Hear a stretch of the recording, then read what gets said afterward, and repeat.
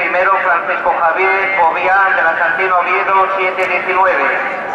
Segundo Nicolás Okelli, Gijón Atletismo, 745. Tercero Emilio Sosa Costa, de Tony Carrato Vilés, 771.